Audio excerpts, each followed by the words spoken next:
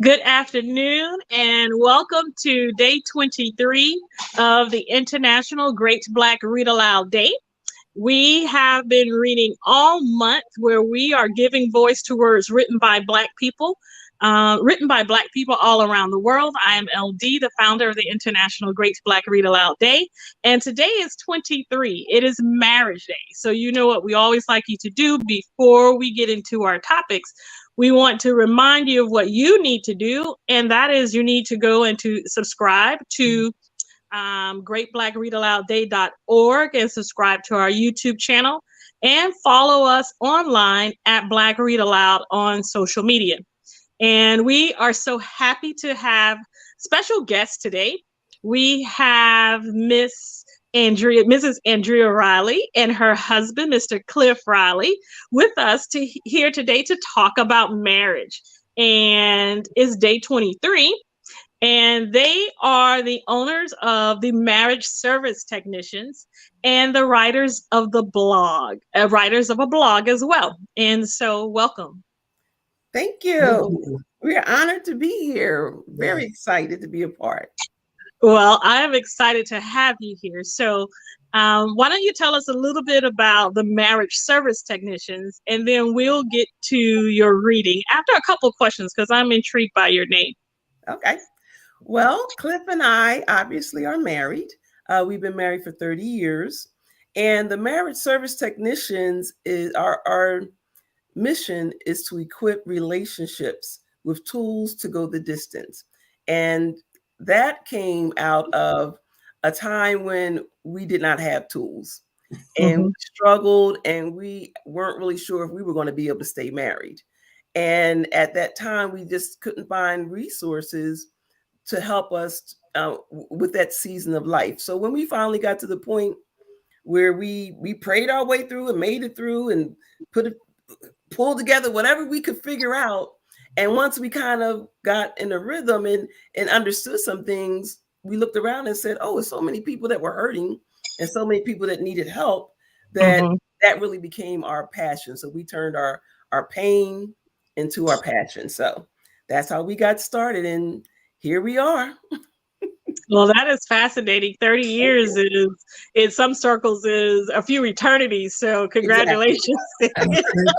Thank you. Yes. That's it. My parents have been married for 40. This year will be 45 years. Wow. 45. Wow. Awesome. 45 years. And so it is truly, and that's a long time. So congratulations. Thank you. Thank you. So this title, The Marriage Service Technicians, reminds me of something that I had a few years ago. I had this idea. I was sitting thinking about books, and this idea came to me about the marriage service agreement. And the premise of the book is that there's this couple who are planning to get married, and they decide that, the about to be groomsman, he has this affinity for his car. He takes care of his car. And I was thinking about this from the perspective that if people took care of their marriages the way they took care of their cars, we take our cars in for 30, 60, 90,000 miles. What if we did that with our marriages? They would last longer. They would be healthier because we are committed to servicing our marriage in much the same way that we do our cars, as opposed to letting them, fall away, by the wayside. And then trade them in for a newer model. See? And then trade them in for a newer model and find out, you know what, you maintain it the same way, so you're going to have the same problem. That's right. That's right. Exactly. And so a number of years ago, I used to be a consultant, and I worked at an oil and gas construction company. And one of the projects that I worked for them, I worked on the IT side, was working with the fleet and maintenance department. And he explained to me the difference between maintenance and repair with vehicles and equipment. He says maintenance is the stuff that you do, regularly. This is the stuff that you have to do. He said repair is when it's broken, Right. and it takes more to fix it. And so that idea, it actually stemmed from that, because it played into that idea about marriage. And so when I saw your name, the marriage service technicians, I'm like, yeah, I need to talk to them. Yeah. Yes. So do you believe the same thing in terms, or something similar, or maybe not, in terms of marriages, regular service intervals, so that you have the tools to keep your marriage working well, and prevent some stuff? Exactly. You want to go, honey, or you? So you can speak, since I'm going to read. I'll let you talk. Okay. It's interesting that you came up with that, because that's how we got our name. I work in IT, and I'm a technician, and then the part that you're talking about, maintaining vehicles, that's one of the things this was done intentionally, because I know in the past, when my wife and I, when we would attend certain marriages, seminars, whatever, it'd be way more women than men. I mean, it'd be sure, but it'd be way more women than men. And so when we came up with the marriage service technicians, the idea was to, first of all, to attract men. And the things that we teach and the principles that we teach, it is in correlation to maintaining a vehicle.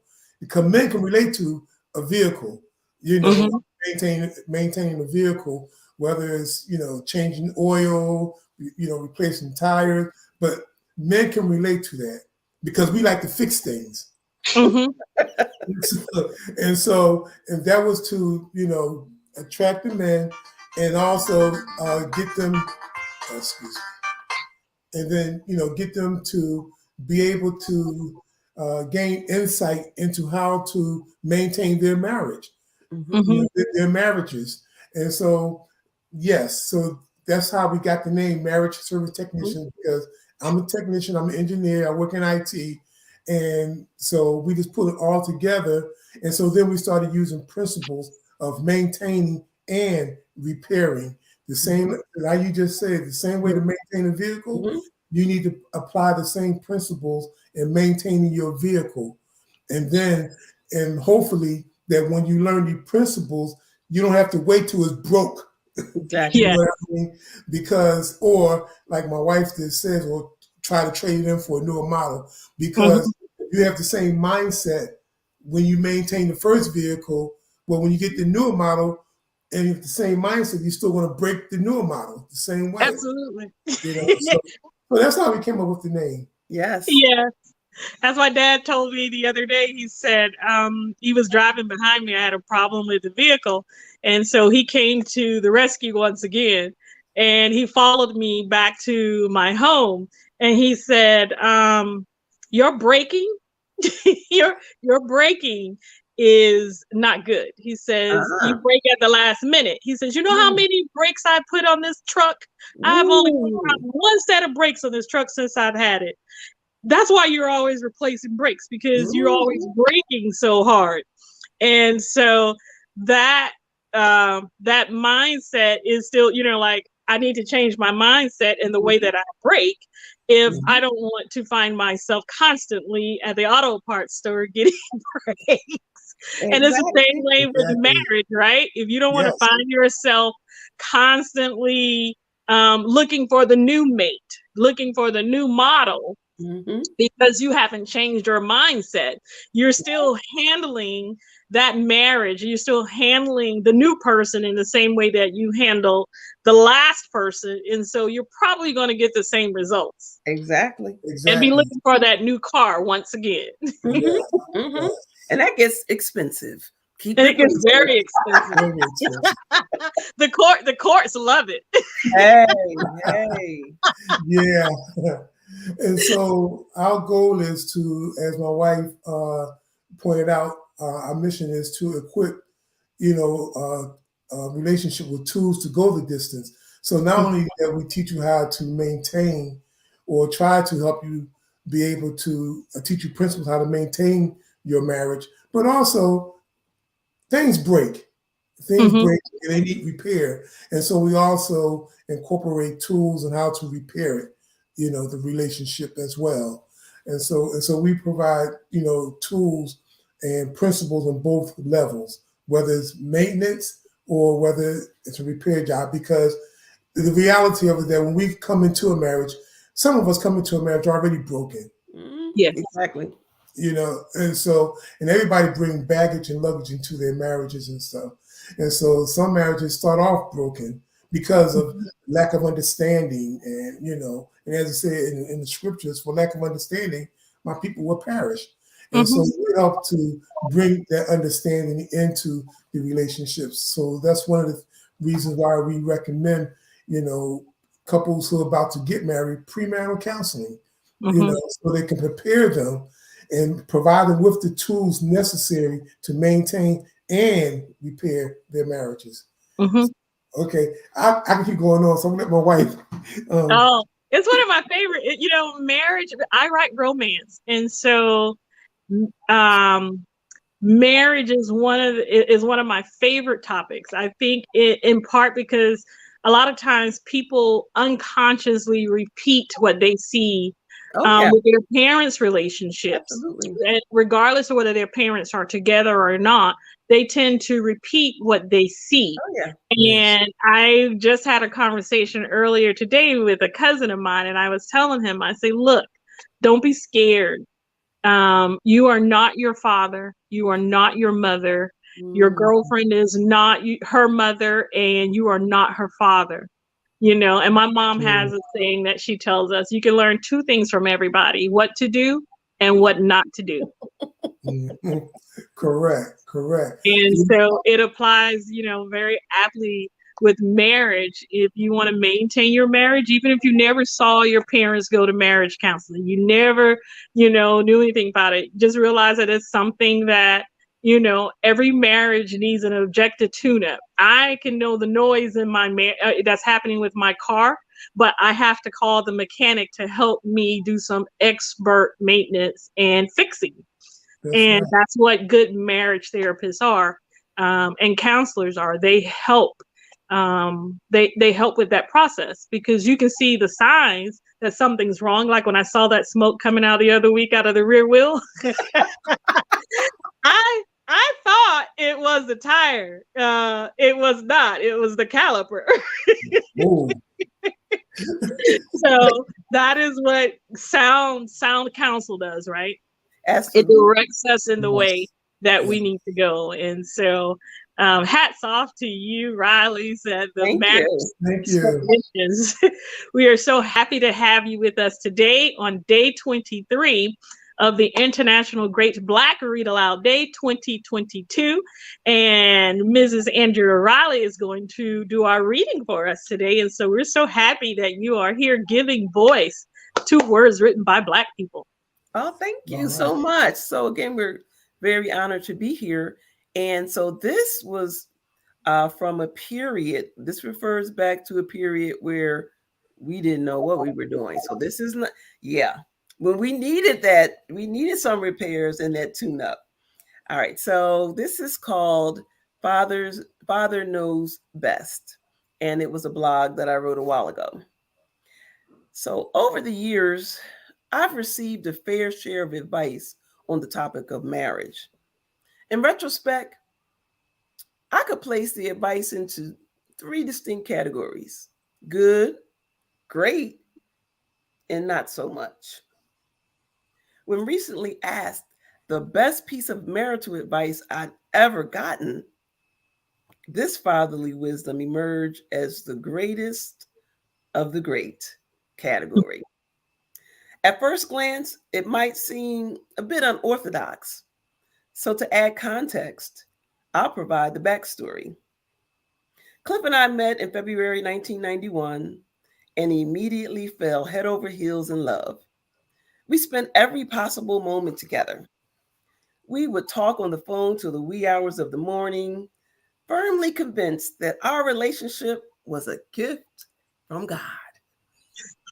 After a brief 5-month courtship, we tied a knot on a hot, humid June day.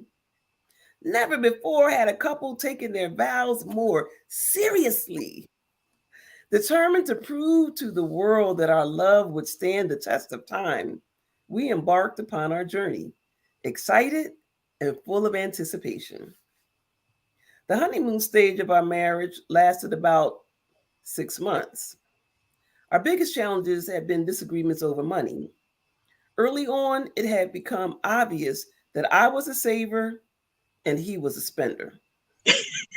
These differences had led to conflict after conflict regarding finances. From my point of view, Cliff's uncontrolled use of the ATM card was infuriating. From his vantage point, my yelling and screaming about it was probably just as frustrating. But we were still passionately in love. So, despite the financial potholes, traffic jams, and detours, we always seemed to navigate our relationship back on course. Little did we know that just beyond the next bend, we would encounter a proverbial fork in the road. Without warning, we came to an abrupt halt, accompanied by screeching brakes, trails of tire marks, and racing heartbeats. His children's biological mother was on the other end of the phone, ranting and pissing and pitching a hissy fit. Fed up with their adolescent daughter, she threatened to throw her onto the streets if he didn't take her in right away that very day. Yes, this was indeed a fork in the road if I had ever seen one. My instincts were screaming, no, no more back and forth games. If the child is going to live here with us, then let's revise the custody agreement and adjust the child support order. Nothing I said could persuade Cliff to require the children's mother to set the legal affairs in order as a condition for us taking the child in. He was overwhelmed by images of his sweet, innocent little girl of yesteryear panhandling on the street corner with a sign marked, homeless, will work for food. Those daunting thoughts caused him to defy all sound judgment. Our daughter moved in on that very day with only the clothes on her back and the shoes on her feet. Literally. She came with no belongings, not so much as a toothbrush. Now, as the official keeper of the budget, this was problematic for me. Having to dip into our barely existent savings to repurchase things that she already owned began building resentment in my heart. And because the child support order had not been addressed, we had an extra mouth to feed while the money continued to be deducted from Cliff's pay and sent to a person who was no longer feeding that mouth. Mm-hmm. What bothered me the most is that on any given day, the child's biological mother could have apprehended her and we would have had no legal recourse. All this was due to Cliff ignoring my wise advice. Suddenly, the honeymoon had ended, and the road to bliss became the road to hell. We were contending with a defiant adolescent who was upset about having been sent to live with us. Now, for anyone who's raised a rebellious teen, that's probably enough said to paint the picture. We dealt with phone calls from the school counselor informing us that our daughter had been absent more than 40 days that school year. And it was only April. We learned how close she was to failing the 7th grade. And add to that sarcasm, nasty attitudes, disrespect, sense of entitlement, and other teenage garbage. Money was becoming tighter by the day. Cliff was dealing with the weight of guilt over his children having been subjected to manipulative games all their lives. And I was wading through a cesspool of bitterness, feeling my life was being adversely affected by his poor decision making. Where was the undying love that we had experienced such a short time ago? Perhaps those loving feelings were lost between the sea of guilt and the pool of resentment. Or maybe they were hiding beneath the arguments, the misunderstandings, the silent treatments, the slamming doors, the confusion, the money problems, the crap. Wherever they were hidden, we were hard pressed to find them. At that moment in time, I was bombarded with thoughts of how a divorce would solve all my problems. After all, I could have killed two birds with one stone and detached myself from them both with one simple legal procedure. And who would have blamed me? I wasn't the one who kept making poor judgment calls, nor the one who had repeatedly overdrawn our checking account by the unrestrained use of the ATM card. Nor did I bring the belligerent child and the baby mama drama into the relationship. And I certainly wasn't the pig-headed, stubborn one who refused to heed the wise counsel of their spouse.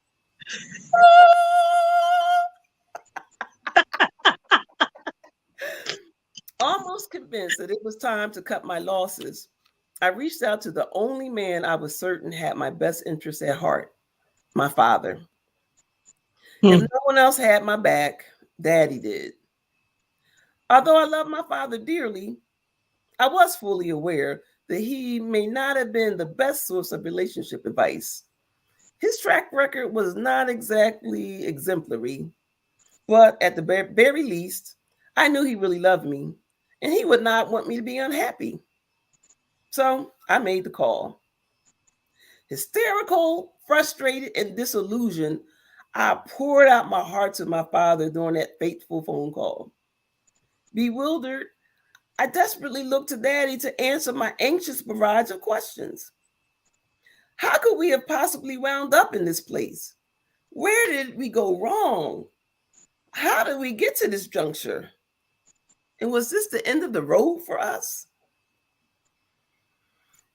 Dad listened patiently as complaint after complaint about this man who he had lovingly given me away to the year before in the presence of a minister, many witnesses, and most importantly, God Almighty. They just came gushing out. It was as if a dam had ruptured. The flow of grievances was unstoppable. To this day, I am not sure if he realized how dramatically the fatherly advice he was about to give would impact me. First, he admitted that he did not have the answers that would resolve my dilemma. He went on to say that he could not explain why it was this way, but he had one word of wisdom to share. The next 4 words he would utter were simple yet profound. They would change my life forever. Y'all ready? Ready. He said, "We're all that way." This statement turned my universe inside out. I am thoroughly convinced that it caused a tear in my time-space continuum. He went on to state that he didn't know why they, meaning men, were that way. It didn't make sense. It was totally illogical, and there was no reasonable answer for it. But that was just simply the way it was. Those 4 words induced a major paradigm shift and lay a foundation for a new way of thinking. I hung up the phone and immediately entered into a violent wrestling match with my own thoughts. The right side of my brain attempted to rationalize this information by listing its implications. Number 1, if all men were pig-headed. 2, if they were all too prideful to ask for advice. 3, if none of them would heed sound wisdom if it came from his wife. 4, If all of them would resist change at every turn. 5, if all of them would consider their wives nags and babbling idiots for offering correction. 6, if none of them wanted to be accountable for how they handled money. 7, the list went on and on and on. My analytical side concluded, if men are all alike, then I might as well do my best to work things out with the husband I already have. I mean, how ludicrous to start all over with another man with the full knowledge I would inevitably encounter the same issues with husband number 2, husband number 3, and so on. That was the day I resolved to learn how the male species worked and to use that information to try to stick it out with Cliff.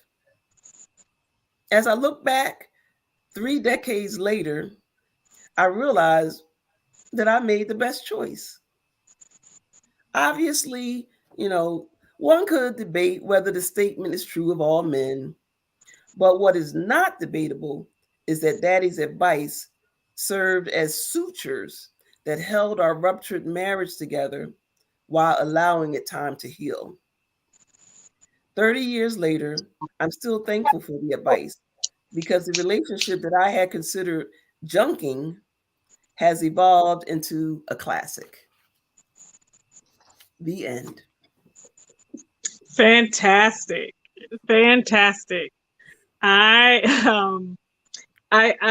Your father's very wise. Your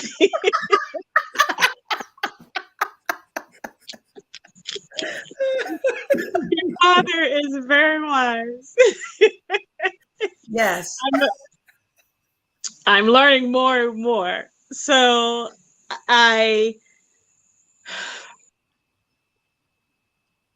think men will probably say that they're able to flip that and say they're all that way. Right? Probably. I think they need to write the blog. but they need to be the one to write the blog. They didn't write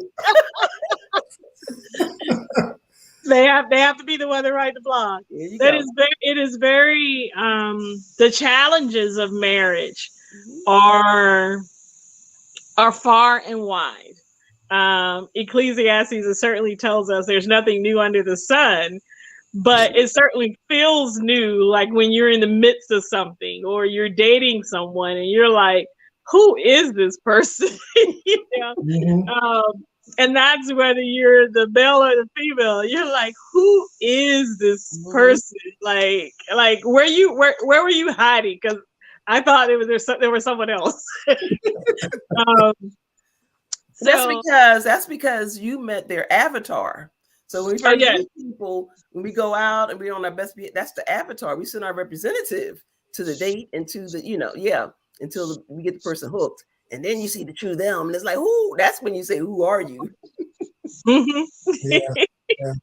Yes. It's like dating someone who gets distracted easily. And before you know it, you're all over the place. And you're like, no, that's no. Right. There is, my wife wrote that. And over the years, when I think about it, there is a lot of validity to that because the position that we are in as men, as far as when it comes to marriage. And I heard someone once says that our marriage and my wife is like a reflection of me. Mm-hmm. And so, and that is so true because when I go out, if I talk to other, married men, if I talk to their wives, I can almost tell what type of marriage they have. Just by looking at their wife, looking at her body language, how she's talking, her attitude, her mindset. And it's a reflection because the unique position that we have in the marriage as far as being the head, and being the leader. Not that our wives are behind us or whatever, they're right beside us. But I always say my marriage is going to go how I go. My wife is going to go how I go. So the way I treat her, the way I love her, the way I respect her, and everything is going to determine how she goes, and then so on. Then with the children, and because see, marriage to me is generational, and Yes. marriage is legacy as well too. A lot of people really don't realize that marriage is especially when there's children involved. And so, and we have to be, mindful. Yeah, all the love and stuff is good. The lovey-dovey and stuff is good, but there's work to be done. I mean, and so much in building a marriage and building generations of, successful marriages and everything like that. And so, but it all depends on how we set the model, the template for our children and our children's children. Yeah, because there are those conscious and unconscious habits that are picked up from watching marriages, and whether it's the way a father speaks to, a husband speaks to his wife, or the way that a wife speaks to her husband. Those are, there may be conscious or unconscious repetition of those things. And in the legacy of love, they could be the wrong thing to pass along. And you find out, like, why is she so difficult, or why is he so difficult?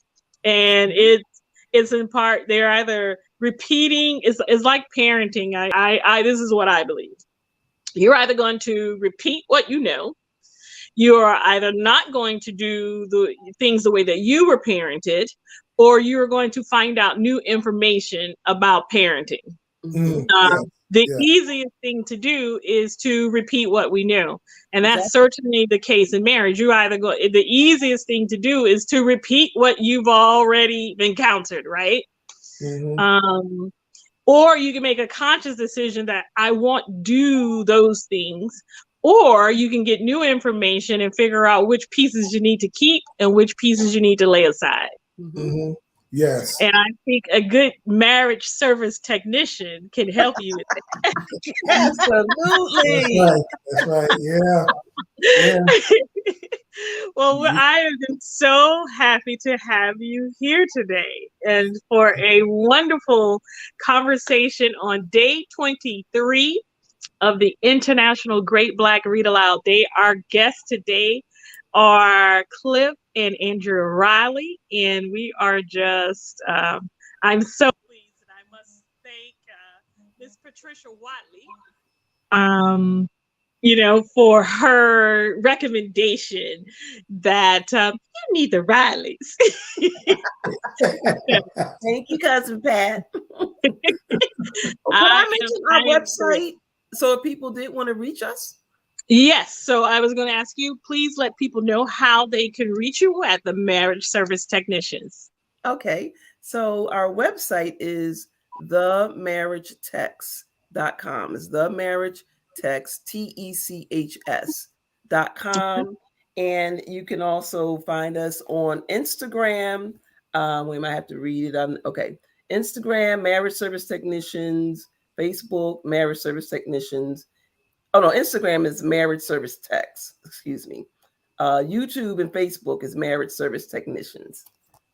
Okay, you can find the Rileys at themarriagetext.com and on social media. And we are just so happy to have you here today. I think it has been an insightful conversation, and one that will be quite helpful to helping people learn how to navigate and put together their marriage, keep it from breaking, do some preventive maintenance, but also if there is repair, to do the repair as well.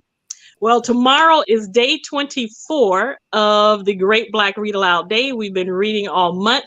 We have a few more days to read, and we want to remind you of what those days are. And tomorrow is day 24, and it is paranormal. And so we read from all genres around the world. And so some things get very hairy, and tomorrow may be one of those days. And so we want to say that we have had the pleasure of Cliff and Andrea Riley today here at the International Great Black Read Aloud Day 2022, Day 23, Marriage.